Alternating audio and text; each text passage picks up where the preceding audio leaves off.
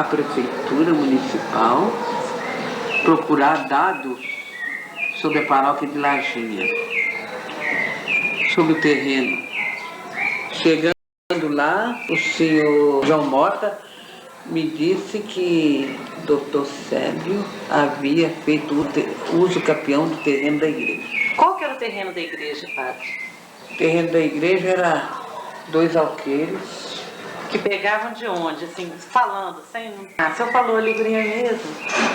Pegava da máquina do Geronça até a igreja presbiteriana, até o Geraldo Porcaro, ali perto da ponte, e até ali perto do Sebastião Bento. E esse terreno era da igreja e depois as pessoas construíram casa nele? Construíram casa nele porque a prefeitura fez uso capião.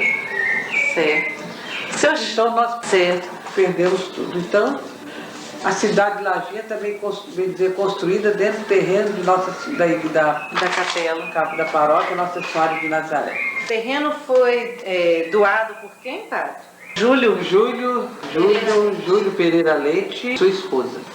Em 5 de setembro, desde 1909 a capela. 1909 foi doado, e a escritura foi passada em 1932.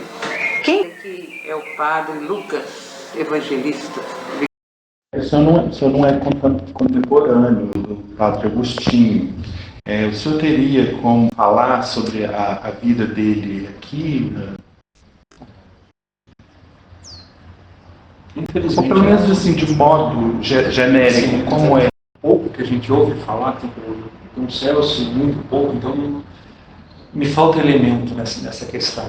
Mas se pensarmos na etapa de formação, o que hoje nós chamamos de aspirantado, é o tempo de correspondência, de conhecimento dele para com a comunidade para com ele, fazendo o postulantado, o noviciado, e depois com a profissão simples ou trienal e a profissão solene, são as etapas. E aqueles que, pela graça de Deus, se encaminham para o sacerdócio, os estudos de filosofia e teologia e a ordenação diaconal e sacerdotal. Sim. E o senhor, quem apresentaria para nós? O senhor tem essa função de cuidado de toda o mosteiro, né? O senhor está envolvido nessa formação toda Hoje sim, hoje estou envolvido na formação, né, e trabalhamos. O padre João Crisóstomo, o pároco, a paróquia São João Batista de Itaporanga, mas até há pouco tempo ajudava também na formação, mas devido ao excesso de trabalho pastoral e as exigências que hoje se tem, as necessidades que surgem a cada tempo, não trabalha diretamente na formação, mas a direção espiritual, o acompanhamento dos irmãos mais novos que procura, a gente está sempre à disposição. O senhor tem muito tempo? O senhor tem quanto tempo de estar aqui? 2 anos.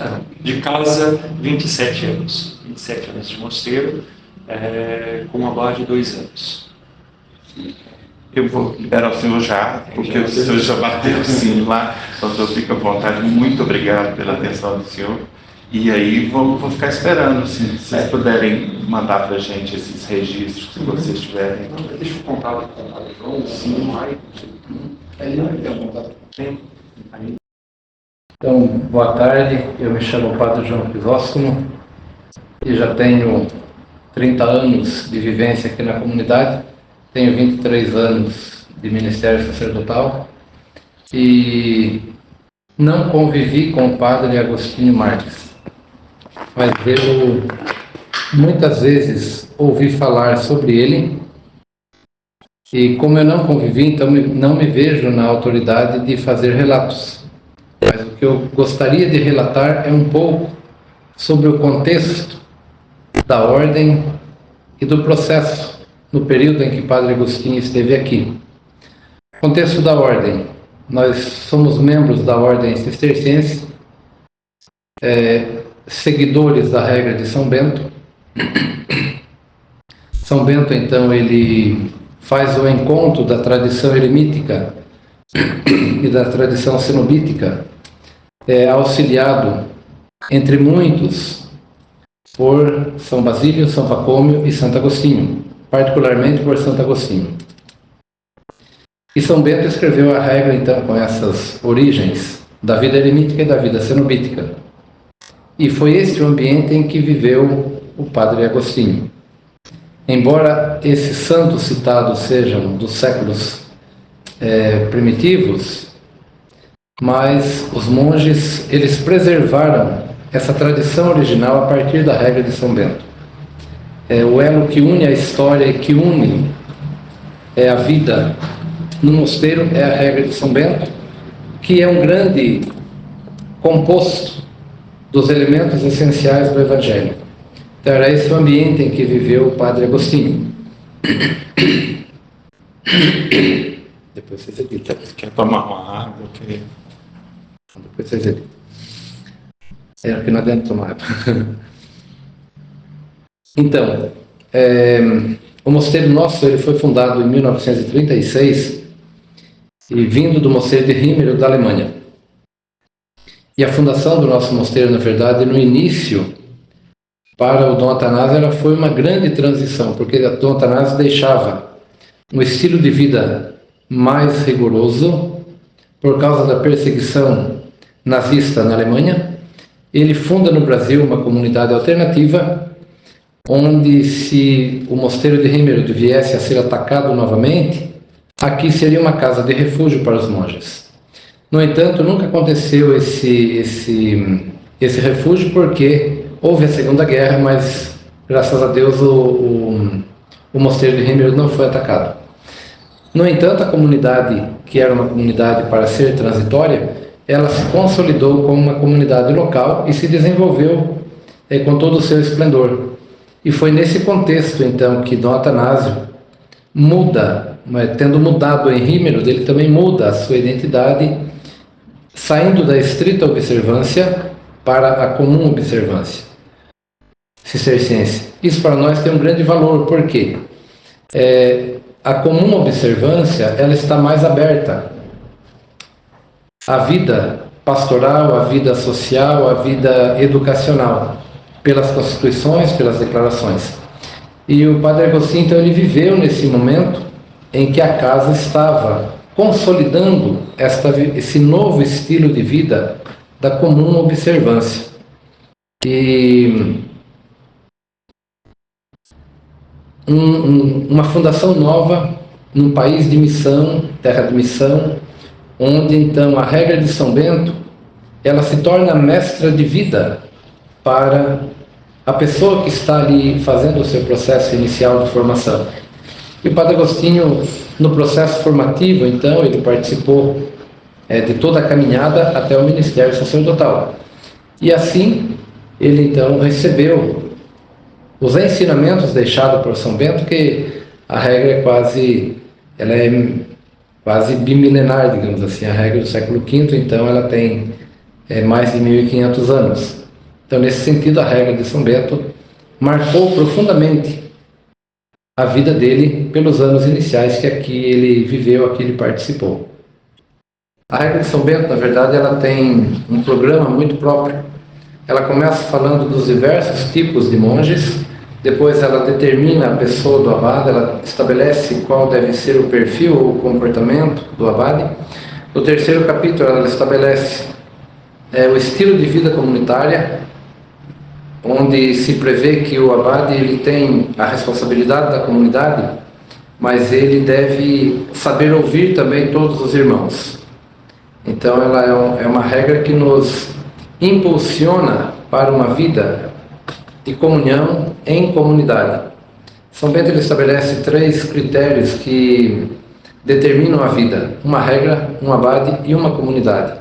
E a comunidade, então, o abade é o chefe, o responsável, o pai da comunidade. Abba significa pai, o abá significa pai. Ele é o pai espiritual da comunidade.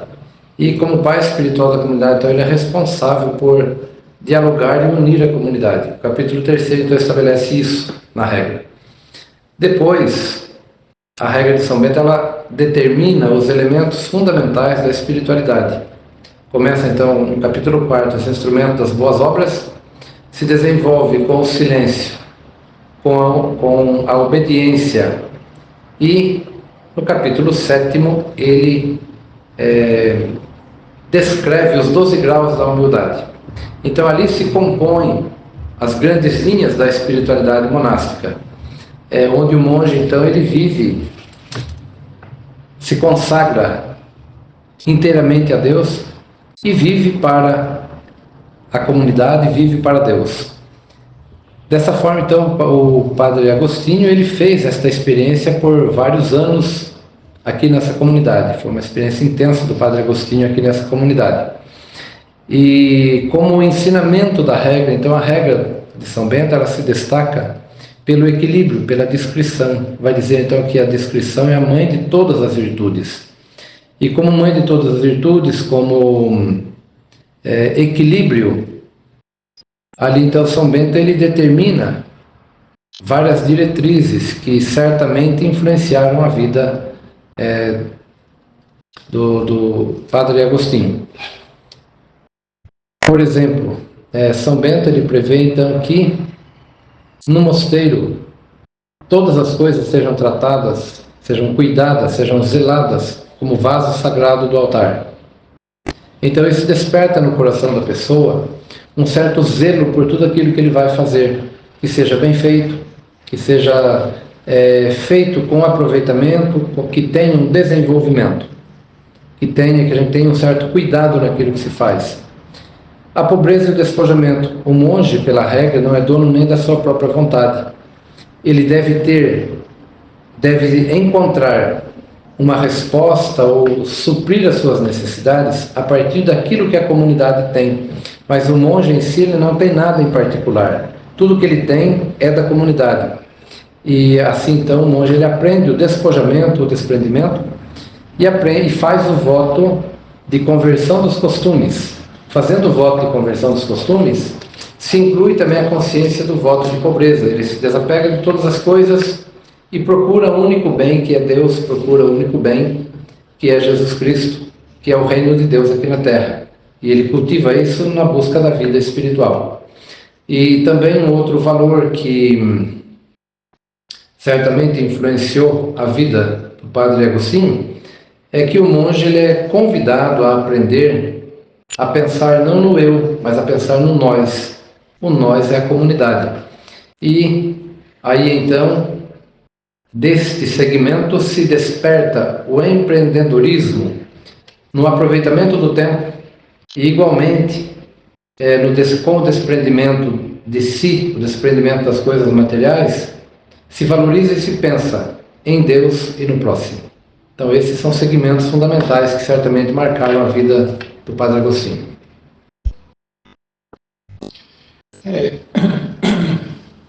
Dessas coisas assim que o senhor falou e da história que a gente conhece do Padre Agostinho, parece que embora ele tenha se desligado daqui, né, muitas coisas ele levou daqui, principalmente essa questão, né, empreendedora de ter feito uma comunidade prosperar, né? Uma comunidade prosperar, não estou falando nem no sentido financeiro da coisa, a comunidade religiosa mesmo cresceu, né? Hoje, pelo censo do IBGE de 2010, lá nós somos uma maioria de católicos de 10 mil habitantes católicos, numa comunidade... Com 49 igrejas evangélicas, né, a última vez.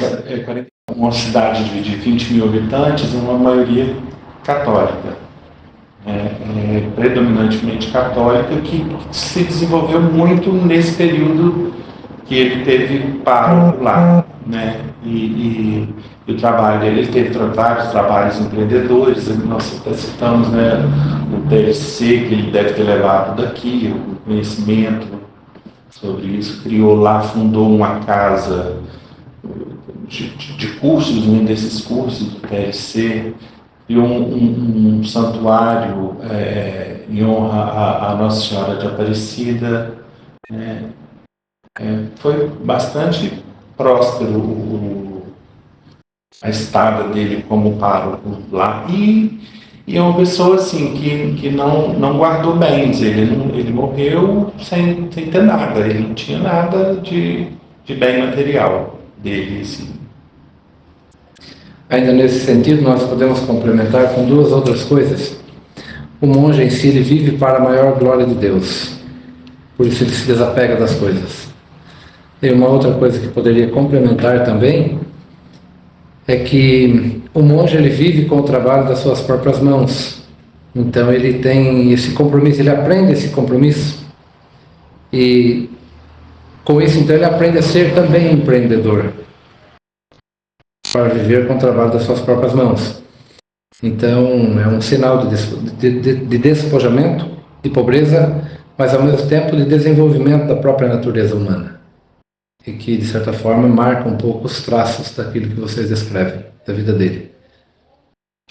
Ele chegou a citar para mim em uma entrevista uma situação que ele chegou, logo que ele chegou, que as pessoas estavam... eu não vou me lembrar do momento histórico agora exatamente, mas que o governo mandou as pessoas cortarem pé de café. E ele orientou aquelas pessoas a plantarem café, que desse emprego para as pessoas da região, né? E além disso, dele dar essa orientação, ele passou a servir na igreja um café da manhã para aqueles trabalhadores que iam para a lavoura de manhã, saíam para o trabalho, passavam primeiro num salão que ele também tinha, né, empreendido lá com a comunidade e feito aquele salão paroquial, e passou a servir lá um café da manhã para esses trabalhadores rurais. Eu acredito que talvez esteja nesse apoio aí à comunidade. Agora, da nossa parte, é muito gratificante ouvir relatos de pessoas que viveram conosco e que aprenderam aquilo que a regra nos ensina, aquilo que o Evangelho nos ensina, e ter levado isso para a vida, digamos assim. É muito nobre saber que aquilo que ele aprendeu, ele fez frutificar na vida dele. Isso não ficou enterrado, isso não foi um tempo desperdiçado. Foi um tempo útil para ele, e de grande desenvolvimento para a própria comunidade, na verdade. Aquilo que ele aprendeu frutificou na vida. Isso é muito gratificante. Com certeza, é isso que eu estou mesmo querendo dizer, que apesar dele ter se desligado aqui do mosteiro, ele não se desligou totalmente, né? O que ele levou daqui de conhecimento, ele aplicou lá, né? E eu acho que isso o liga novamente aqui. Sim. Né? As origens dele aqui de formação, né? Muito bacana isso. Então, de certa forma, nós preserva a essência. Então, de certa forma, nós temos lá um pouquinho de vocês também. Isso leva para a gente essa ligação. Para mim é uma satisfação. Acho que a gente estava chegando aqui e falou comigo que... Será que você é o primeiro lagiense a vir aqui? Eu acho que sim. Acho que talvez sim, né? Até pela distância, muito longe. E o padre Agostinho, apesar de ter vivido 50 anos, ele não era lagiense, né? É uma satisfação vir aqui buscar essa história dele, e a gente busca com orgulho, porque ele foi muito bom para a comunidade. Foi realmente um período rico da nossa igreja, e até nos novos dons que ele despertou lá. Hoje nós temos um excelente pároco lá, que também continua, né, preserva muito, e inclusive quer uma parte desse conhecimento que a gente vai levar daqui agora. Ele quer que construam um memorial dele lá para justamente preservar essa história, essa memória do Padre Agostinho, dessa caminhada de fé, de perseverança dele, que é muito bacana. Não, nós agradecemos o empenho de vocês e também, ao mesmo tempo, a dedicação em estar pesquisando, estar reavivando a história e reavivando a memória do Padre Agostinho. É uma gratidão, uma satisfação muito grande em perceber que ainda existe na nossa sociedade hoje, totalmente materialista, totalmente controvertida, que ainda existem pessoas generosas, disponíveis e que buscam valores sobrenaturais. E o testemunho do Padre Agostinho, então, seja aqui dentro da casa, seja através daquilo que vocês compartilharam dele, é um testemunho de busca sobrenatural. Isso tem um valor muito grande frente a uma sociedade bastante marcada pelo esvaziamento dos valores e pelo materialismo. Então, eu fico muito satisfeito, muito feliz e com certeza esperamos que esse trabalho produza muitos frutos para vocês. Produza muitos frutos também para as pessoas que compartilharem dele. Eu estava em Agir quando o Padre Agostinho chegou. E foi um momento muito bonito, que ele chegou cheio de ideias. Nós tínhamos um padre Radar, que era muito antigo. E o Padre Agostinho chegou revolucionando a Agir. Um movimento grande de igreja, da juventude, cursos, PL, né? PLC, casa de curso, aquele movimento todo muito grande lá. Ele teve uma participação muito grande na Agir, o padre. E a gente, jovem, ainda acompanhamos muito os movimentos de igreja. E depois o padre fez o meu casamento. E tem uma passagem interessante com o padre, porque nós fomos participar da gravidez da Consolita com o Rodrigo. Ele se ofereceu, eu quero ser padrinho do menino. Ele foi nosso padrinho do Rodrigo de consagração. É nosso compadre, padre. E a gente tinha muita liberdade com o padre, muito amigo dele, muita liberdade com ele, a casa dele, na minha casa, ir no sindicato rural, fazer visita lá no sindicato. Sempre muito participativo o padre.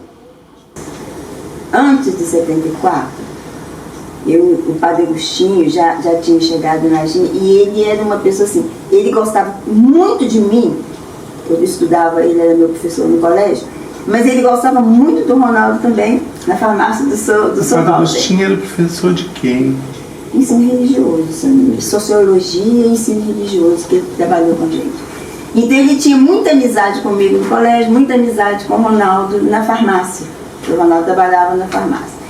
Aí quando ele descobriu que a gente estava namorando, não esqueço esse dia, eu passando, ele estava na janela da casa dele, que era aquela casa menor, né?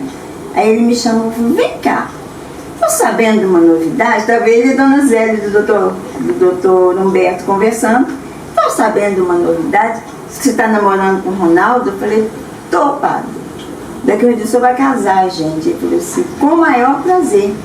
E dali ele começou, onde ele encontrava com a gente, para dizer, e o namoro tá certo? E o namoro tá certo? E o que aconteceu?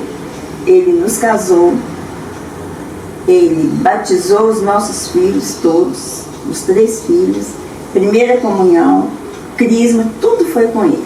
E mais interessante, Marcelo, que quando eu fiquei grávida do Rodrigo, nós fomos à missa e pedimos a ele uma bênção. Falei, seu padre, eu vim aqui para o senhor abençoar que nós estamos grávidos. Ele falou, sério, você está grávida? Estamos grávidos. Daqui a um tempo vai ter uma criança lá em casa. Ele falou assim, e eu vou ser padrinho dessa criança, tá? E realmente foi, ô padre, o pior é que eu vou ter que te chamar de compadre padre. Ele falou, não tem problema. E assim foi, ele realmente era padrinho do Rodrigo, tinha uma dedicação grande, ligava para saber, ficou muito feliz com todas as vitórias do Rodrigo. Era um compadre de verdade. Ele foi um compadre de verdade para nós. Você ligou para ele para contar? E quando o Rodrigo passou no vestibular, que ele passou aqui, Ouro Preto e Viçosa. Aí eu liguei para ele e falei, padre, eu não te conto nada. Que ele queria que o Rodrigo fizesse vestibular em Juiz de Fora, por causa da família dele mora lá, ele dizia que o estudo lá é muito bom. E aí ele queria que o Rodrigo fizesse vestibular lá, mas não fez não. Aí eu falei, padre, o Rodrigo passou nos 3 vestibulares, ele vai para Belo Horizonte. Ele ficou muito feliz. Não, eu falei, mas eu rezei tanto esses dias que você falou que estava fazendo prova. Que bom que ele passou. Ele gostava muito do Rodrigo. Aliás, ele gostava muito dos meus filhos. Chamava a Patrícia de Consolitinha. O Bruno de Jesus da Consolita, né? E o Rodrigo, não, o Rodrigo é meu afilhado. E por que ele chamava o Bruno de Jesus da Consolita? Porque o Bruno participou de uma... Eu acho que foi... alguma coisa que teve do Nestor Vieira que o Bruno foi o Jesus. Uma peça, alguma coisa que eles apresentaram na igreja, que o Bruno tinha o cabelo grande, né? Tava com o cabelo grande, aí ele foi de Jesus. Acho que foi uma coroação, não é? Que tinha uma entrada. É um negócio, eu sei que ele participou de Jesus, porque ele tinha um cabelão, né? Aquele cabelo compridão. E foi muito bonito. E ele só chamava Jesus da Consolita. Tive o prazer de conhecer o Padre Agostinho, que mudou para aqui em abril de 71. E o que me ensinou muito, me ajudou muito. Foi um grande empreendedor aqui na cidade, deixou um legado muito bonito. Espiritualmente, foi um pastor espiritual que nos ajudou muito. Um grande empreendedor. Reformou a igreja matriz, duplicou a igreja. Fez uma obra muito linda na nossa igreja. Fez os apartamentos em cima da igreja para a recepção dos bispos, dos católicos ausentes quando viesse aqui e precisasse de ser acolhidos. Fez a casa de curso, que graças a Deus até hoje funciona com muito êxito, onde fez sucesso, graças a Deus, não só aqui no nosso município, mas nas cidades vizinhas, até no Espírito Santo. E eu tive a honra de ser a primeira coordenadora desse curso, PLC feminino, onde eu aprendi muito e me ajudou muito na minha missão de professora e de mãe de família. Então, o Padre Agostinho fez também, reformou a casa paroquial e foi um grande homem, graças a Deus, um grande diretor espiritual aqui para nós, porque até hoje nos deixa muita saudade, muita mesmo, nos faz muita falta. Eu não me lembro bem a data da criação, mas foi ideia do Padre Agostinho, com iniciativa dele. Primeiro nós fizemos, não aqui na Lajinha, foi em Carangola, eu fiz a mandar dele, foi uma turma aqui nossa, da igreja, de senhoras, nós fizemos o concílio religioso em Carangola, 3 dias. Após o concílio, 1 ano ou mais depois, ele criou o PLC, Peregrinação de Leigos Cristãos, e que fez muito bem aqui, não só para a nossa cidade, mas para os municípios vizinhos. Ibatiba, Conselheiro Pena, Manhuaçu, foi muito bem frequentado, que fez ainda, nós colhemos muitos frutos desse conselho, graças a Deus, obra do Padre Agostinho. PLC era um aprimoramento da Igreja Católica. Por exemplo, nós, os casais, assim, recém-casados, nós tínhamos assim, palestras que faziam sobre a fé, sobre a religião católica, a maneira de criar os filhos, o modo de conviver com as pessoas. Então foi assim, eram 3 dias de oração intensa, muito bem planejada, com todos os assuntos que as pessoas que faziam parte desse concílio podiam levar perguntas. A gente estudava sobre a Bíblia, estudava sobre a maneira, por que religião, a formação das pessoas, tudo. Todas as dificuldades que a gente tinha, que a gente tem na religião, era tudo esclarecido nesses 3 dias. Era um estudo bíblico. Foi muito bom. Nós, assim, todo mundo muito ansioso para a chegada do padre, que nós ficamos assim, pouco espaço, mas sem padre, né? Então foi muito bom. Então marcava, o padre Agostinho está chegando, a gente foi avisado e festejamos, reunimos, fizemos uma festinha para receber o novo pároco. E foi muito interessante, na época a gente riu muito, porque está chegando o padre, não tinha assim tanta comunicação como tem hoje, né? Então o padre vai chegar, por exemplo, às 9 horas. Todo mundo foi lá para o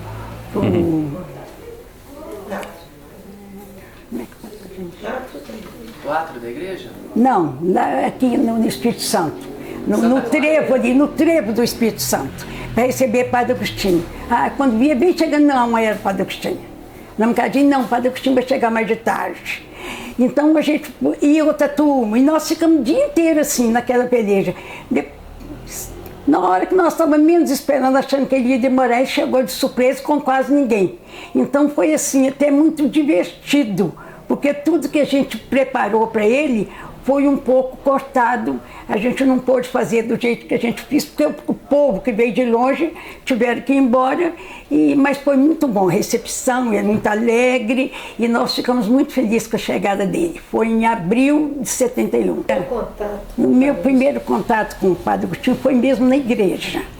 Na missa, na primeira missa que ele celebrou, na época eu era presidente do apostolado da oração. Então eu fui me apresentar e com alguns membros da congregação, do apostolado, e eu tive o prazer de conhecer Padre Agostinho.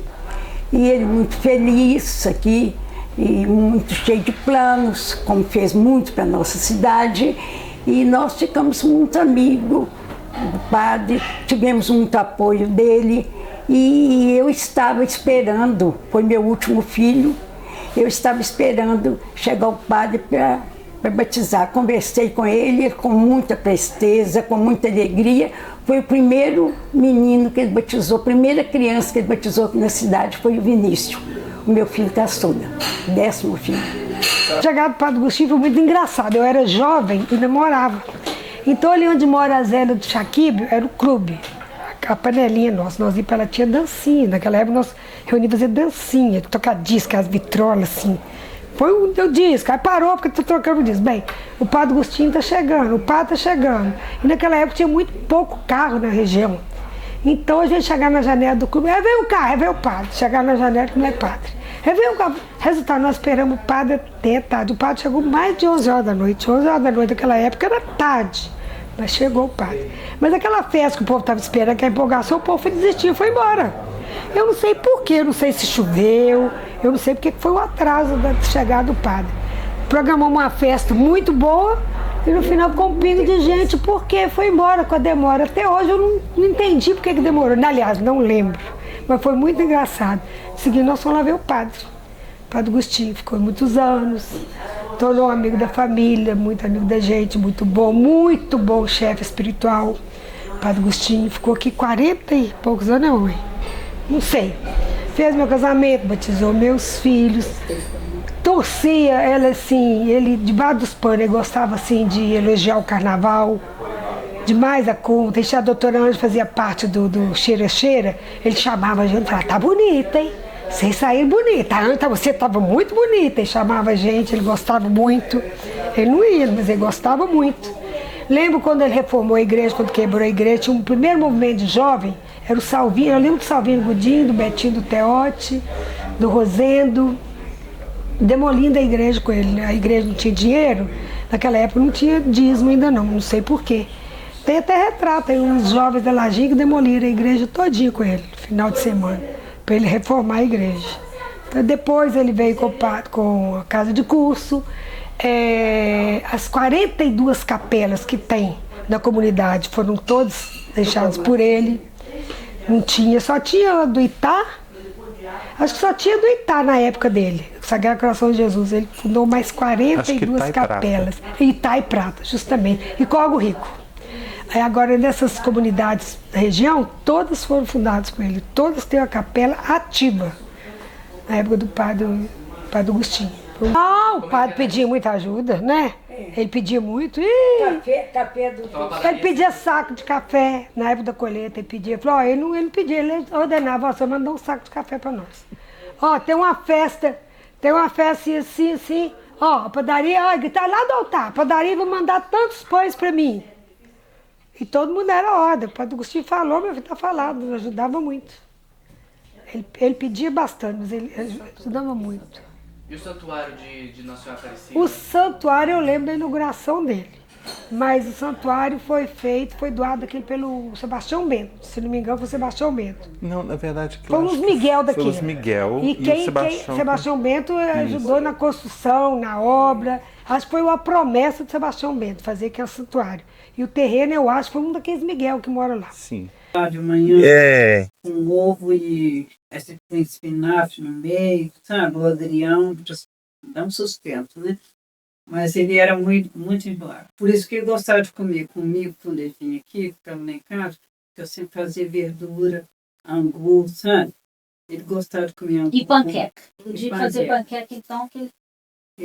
Aí quando ele chegava aqui, ele já falava, eu quero panqueca, eu quero carne moída com batata bem miudinha. É bom mesmo, né? Um pastel com carne moída e batatinha, muito bom. Ele pediu pra você fazer luxo. Dobradinho com feijão branco, sabe? Eu fazia para ele. Mas ele era muito enjoado, assim. Então quando ele põe o óculos nele, muito enjoado. E tinha hora que ele não gostava que ninguém entrasse no quarto dele, não deixava que ninguém tomava banho no banheiro dele. Vem cá. Ele tinha essas manias.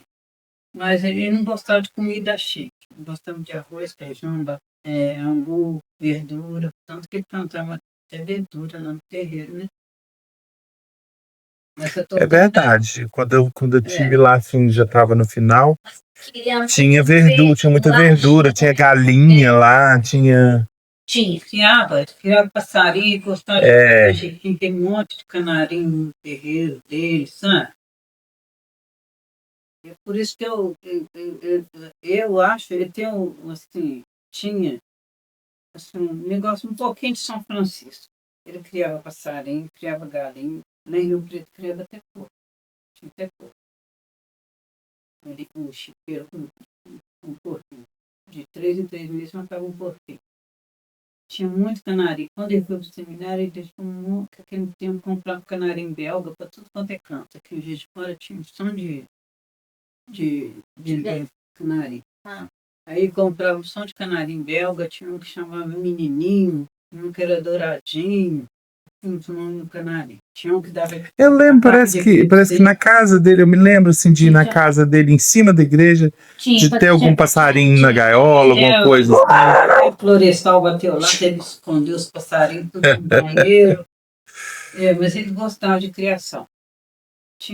Eu, por um azar, ainda tinha um casal de maritax, Eu queria levar, mas não tinha como levar. Eu fiquei com as maritax. Era Chiquinho e o Zé. Mas tinha essa... Era muito doce. Muita gente sentia isso nela, que ela era muito doce. Ela não sabia falar, não.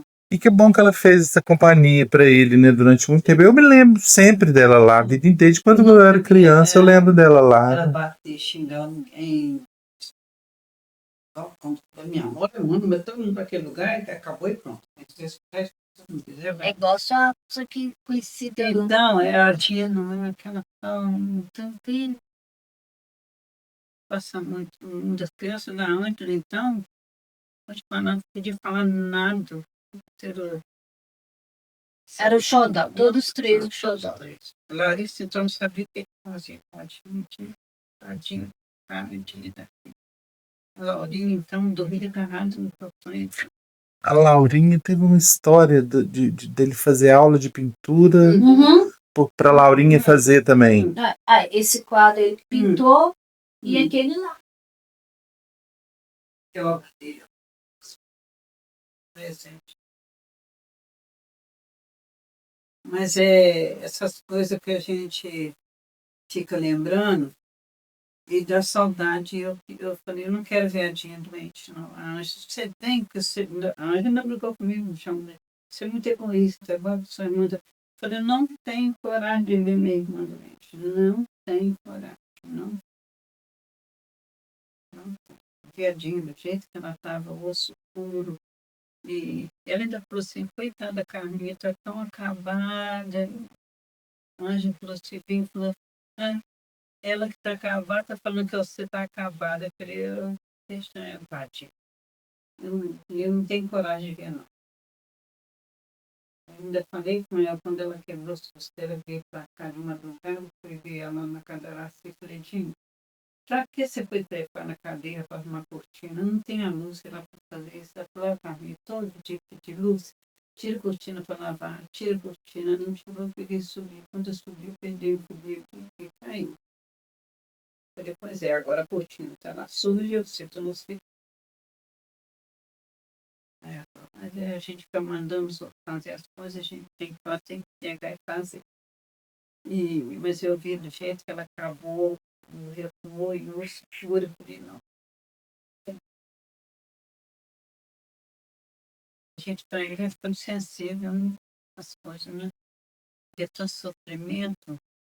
Foram quase, pegou a gente assim, surpresa, e falei, estou bem com o Totânio, todinho, visitei, Lajinha cresceu muito, fui lá no Santo Antônio, fui lá no Santa Terezinha. A última capela que eu fui foi de Santo Agostinho.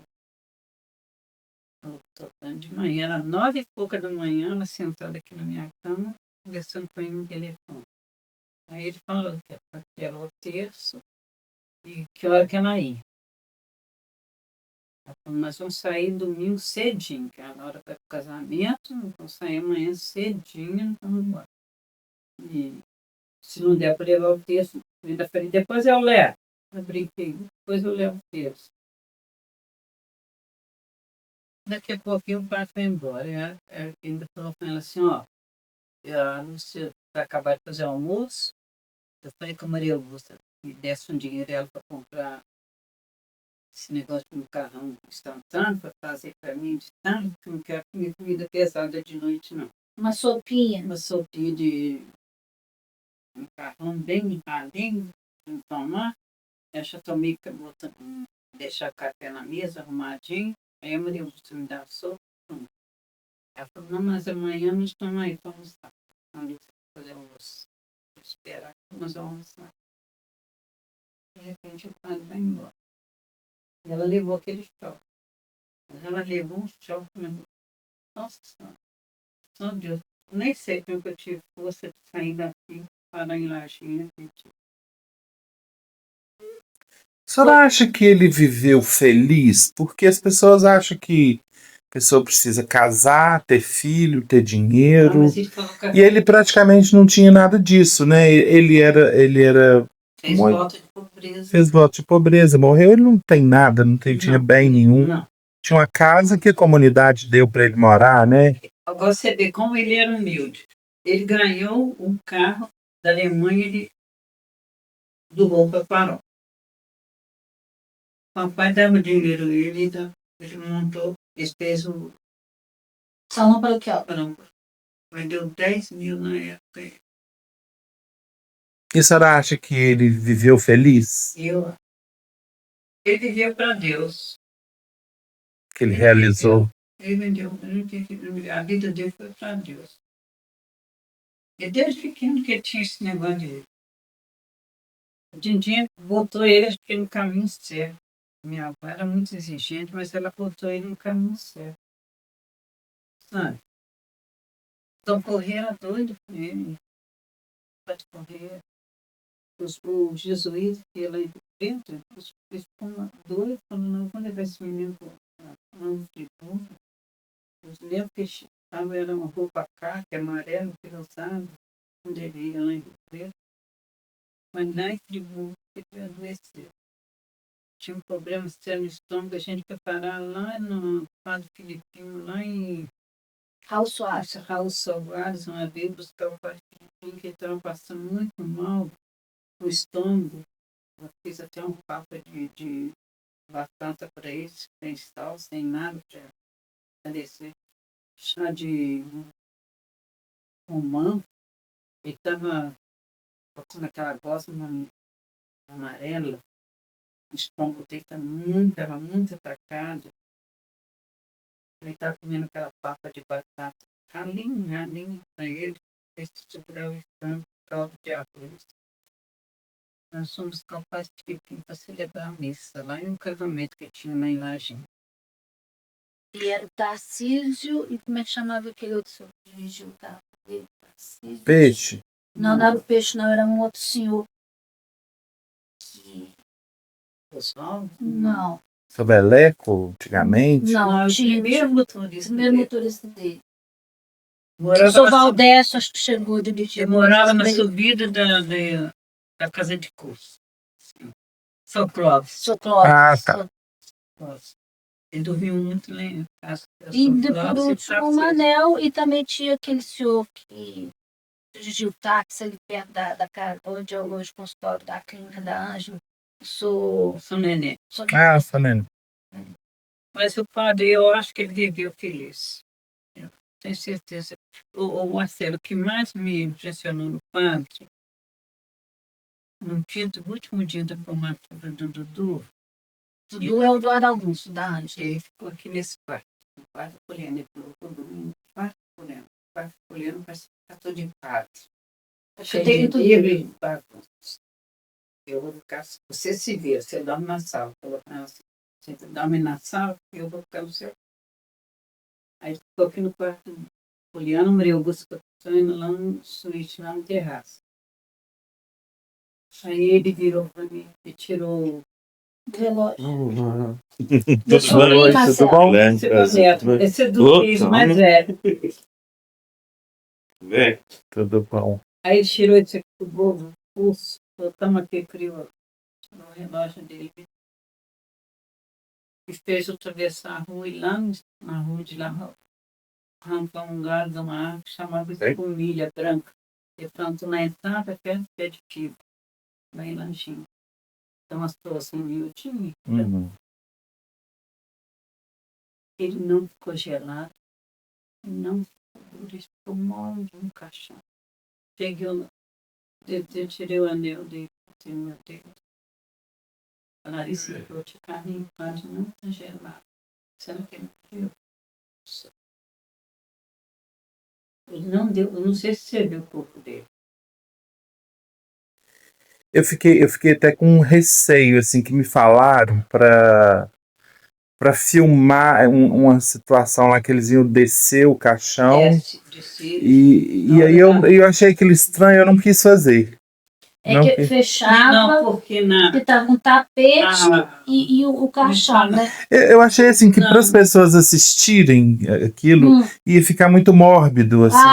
Aí eu achei assim, aí eu não vi, porque eu também não tive oportunidade de chegar perto, porque eu estava o tempo todo com a câmera, mas eu não queria também atrapalhar o público que estava ali em volta, né? Quando morre, eles põem o caixão no chão na hora da cerimônia, depois levantam, ou como tivesse pessoas ele ordenando, entendeu? Eu vi lá no Mosteiro, eles me mostraram. Eu fui no cemitério onde aí eles me explicaram que tem os padres que escolhem ser enterrado lá. Pela lei deles, ele tinha que enterrar, era lá, entendeu? Não era lá em Lajem.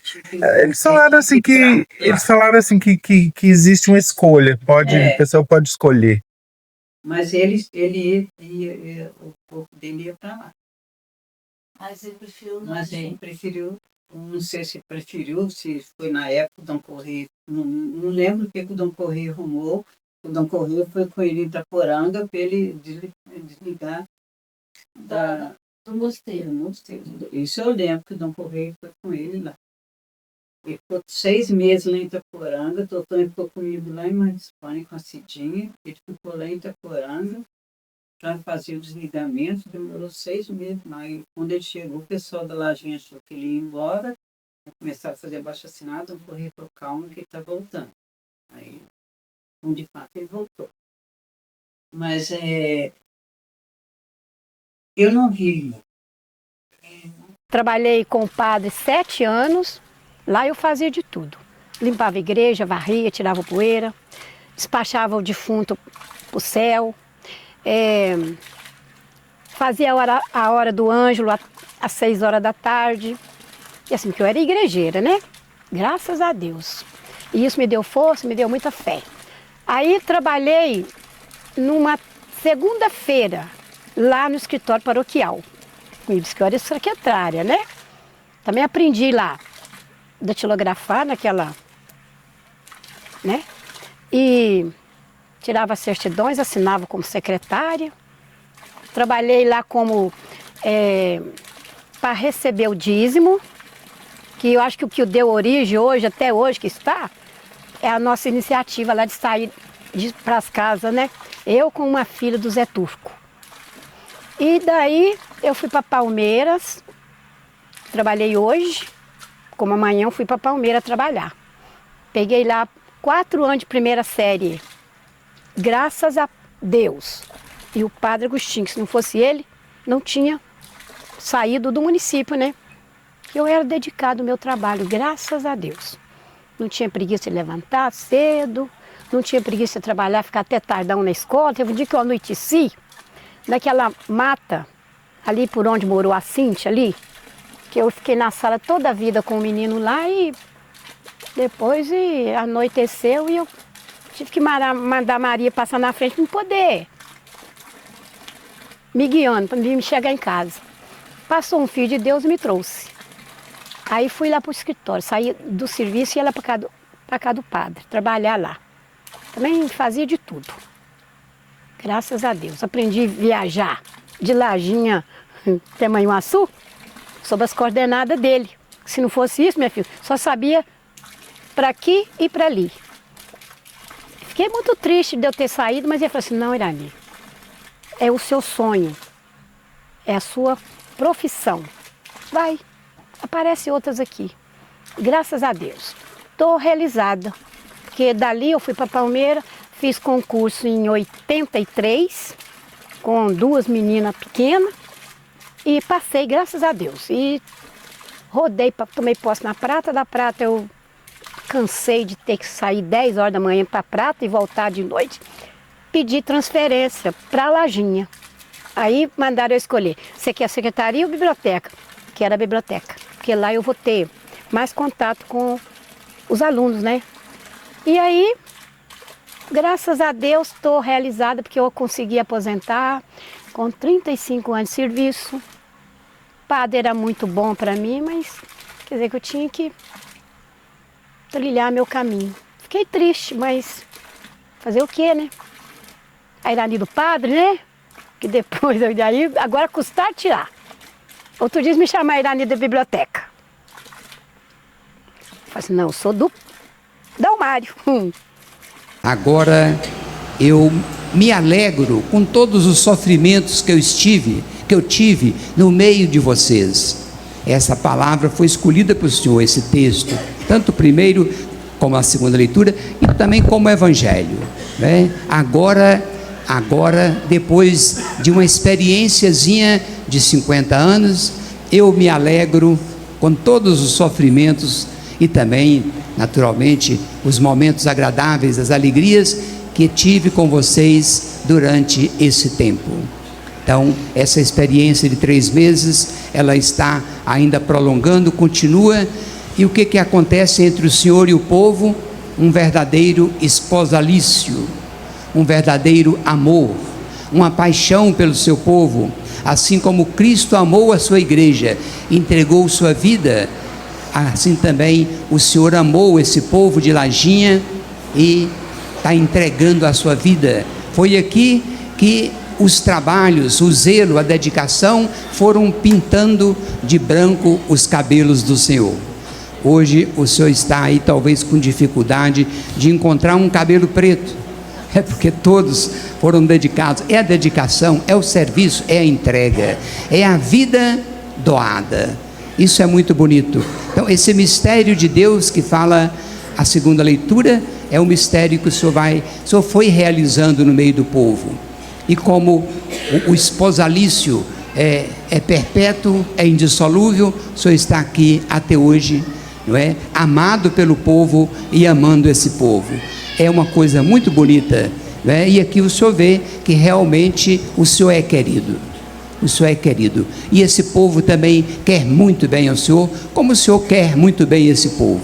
Tanto que o Senhor, né, digamos, plantou raízes e deu muitos frutos nesta paróquia e nessas comunidades. É bom lembrar de passagem que quando o Padre Agostinho chegou aqui, havia 8 comunidades, né? Hoje são 41 comunidades, todas fundadas pelo Padre Agostinho.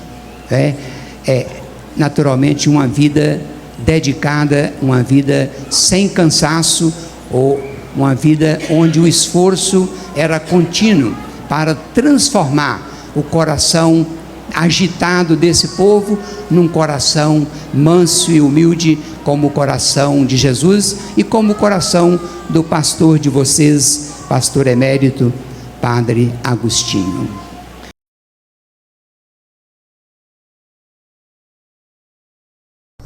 Cheguei aqui em 71, cheguei aqui, ela tinha 5.000 e poucos habitantes. E, graças a Deus, a cidade foi crescendo, e aumentou uma população, e uma cidade que cresceu por conta própria. O povo trabalhador começou a plantar café, começou a dar emprego para muita gente, aí veio a plantação de café. Aí a cidade cresceu, todo mundo foi plantar café, precisava de empregados. A gente vê isso tudo aos poucos.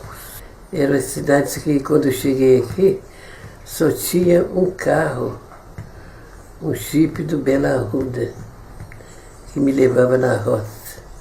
Depois passou um carrinho do Sobeleco. E hoje, eu olho a cidade assim, de repente, assim, quando eu saio, falei, quem via Lajinha e vê hoje, se você for falar, falei, mas que pode a cidade crescer de uma hora para outra sem ajuda? Quer dizer que a arma principal do crescimento da Lajinha, creio eu, foi o café. E a vontade do povo de trabalhar. Precisava de arrumar igreja, e às vezes eu não tinha dinheiro para pagar empregado. Eu ia na prefeitura e hoje eu vejo a Lajinha diferente, né? Uma Lajinha cresceu muito, desenvolveu, com essa planeação de café, você não vê ninguém em casa. Todo mundo está apanhando café. Quer dizer que a arma do progresso da Lajinha foi o café. Nenhum prefeito se impôs ao crescimento da cidade, ajudava a apanhar café, muitos prefeitos ajudavam a levar o povo. Depois veio o asfalto que passou pela Lajinha, foi até Chalé. Tinha hospital que funcionava muito. Hoje eu posso falar com você. Nós temos médicos, filhos de Lajinha. Santa Terezinha era pequenininha, só tinha 4 casas. Hoje é um bairro grande, tudo calçado direitinho. Aquele santuário lá em cima, no dia de Nossa Aparecida, teve mais de 12.000 pessoas lá em cima. Eu vejo Lajinha hoje de uma maneira, a cidade que cresceu por conta própria. Outras cidades por aí que tinha de tudo, foram diminuindo, Lajinha cresceu. Continua crescendo, porque o café traz muito progresso para Lajinha. Por exemplo, o povo agora está tudo apanhando café. E hoje eu vejo Lajinha de maneira diferente. Uma cidade boa de morar, você pode ver que não tem tanta confusão na Lajinha como tem em outras cidades. É uma Lajinha que tem paz, tranquilidade. Né? O povo é ordeiro. Graças a Deus, eu sinto muito feliz aí, né? Olhando isso tudo. Hoje nós temos 48 comunidades. Aquela escada do coro vinha até no presbitério. Começamos a fazer a igreja, aumentar a igreja 4 metros de cada lado. Os 4 metros da rua de cá, a fundura foi fundando para poder fazer o alicerce, deu numa pedra. Aquela pedreira passa por debaixo. Aí falaram comigo, padre, pode parar porque já deu da pedra aqui embaixo. Falei, então essa pedreira que vem lá de cima, ela me chama lajinha, daí a pedra passa por baixo. Quem desmanchou tudo num dia só foi a juventude, dirigida pelo Aguinaldo Ambrosio.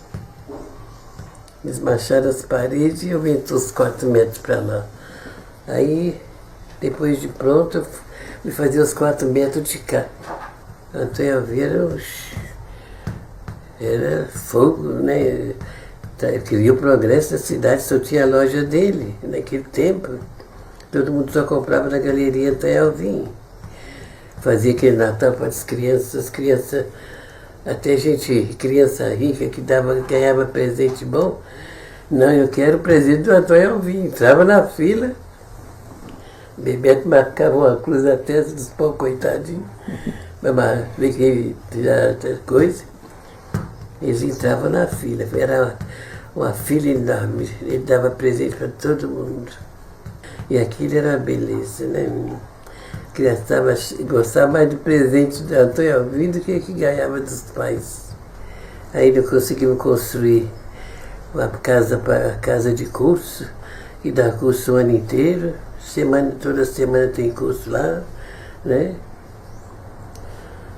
E feito na base do mutirão, né? Cada final de semana era uma paróquia, uma capela que vinha. E tinha que levantar os 3 juntos para soltar até a casa de curso. Eu pedi o governador de Minas, naquele tempo era Francilino Pereira, o resto do asfalto, do chalé, ele deu. E ainda brinquei com ele, manda a carta liberando, mas autoriza. Só libera não, tem que liberar e autorizar. A turma que estava fazendo o asfalto, eu fui lá, na hora do almoço dele, da turma, levei a carta e falei assim, já estou sabendo, padre.